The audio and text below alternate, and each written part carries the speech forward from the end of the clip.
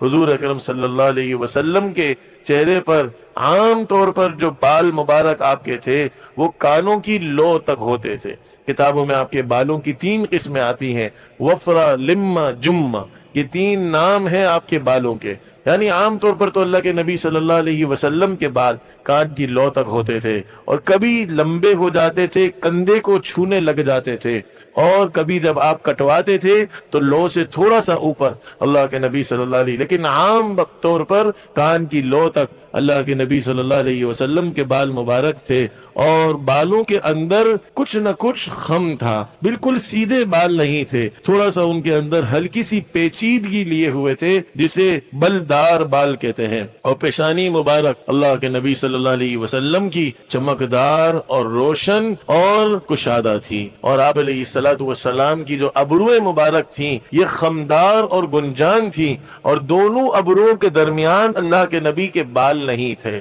دونوں ابرویں علیحدہ علیحدہ تھی، البتہ ایک رگ تھی درمیان میں جو غصے کے وقت پھڑکنے لگتی تھی۔ یہ اللہ کے نبی صلی اللہ علیہ وسلم کے چہرہ مبارک کی آنکھوں کی صورت حال یہ تھی کہ وہ بڑی تھیں اور خوش نما اور خوش رنگ تھی، اور اس کی پتلی بالکل سیاہ تھی، اور سفیدی آنکھوں کی جو سفیدی میں سرخ ڈورے پڑے ہوئے تھے، اور پلکیں اللہ کے نبی صلی اللہ علیہ وسلم کی دراز تھیں۔ آپ علیہ الصلوۃ والسلام کی ناک مبارک پر ایک چمک اور نور تھا جس کی وجہ سے ناک مبارک بلند معلوم ہوتی تھی، اور اللہ کے نبی صلی اللہ علیہ وسلم کا منہ مبارک اعتدال کے ساتھ کشادہ تھا، اور دانت مبارک باریک بھی تھے، چمکدار بھی تھے، اور سامنے کے دانتوں میں ذرا سا فاصلہ تھا جس سے اللہ کے نبی جب گفتگو فرماتے تو اس فاصلے سے نور نکلتا تھا۔ آپ علیہ الصلوۃ والسلام کی داڑھی مبارک بھی بھرپور اور گنجان تھی۔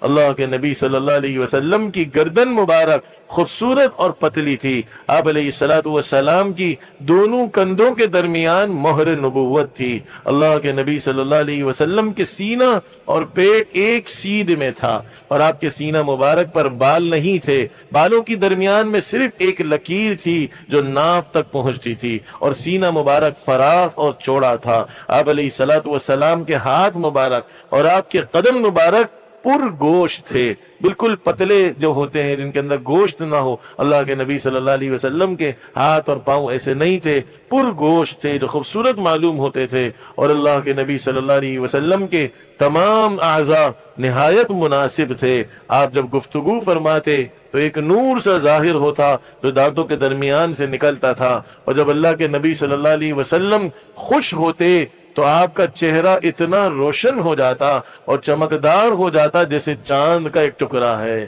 اور صحابہ اللہ کے نبی صلی اللہ علیہ وسلم کی چہرے مبارک سے خوشی کو بھی پرکھ لیتے تھے، اور جب آپ غصے میں آتے تھے، کبھی حدود اللہ پامال ہو رہے ہو، اللہ اور اس کے رسول کی نافرمانی ہو رہی ہو، تو غصے میں اللہ کے نبی کا چہرہ انتہائی سرخ ہو جاتا تھا۔ آپ علیہ الصلوۃ والسلام کے پسینے مبارک میں ایک خاص خوشبو تھی، اور جب آپ کے چہرے مبارک پر پسینہ آتا تھا تو وہ اتنا مبارک چہرہ لگتا، اتنا خوبصورت چہرہ لگتا جیسے چہرے انور پر موتی لڑک رہے ہوں۔ تو یہ اللہ کے نبی صلی اللہ علیہ وسلم کے حلیہ مبارک کو کتابوں میں جو ذکر کیا گیا، اس سے آپ کا ظاہری حسن پتہ چلتا ہے۔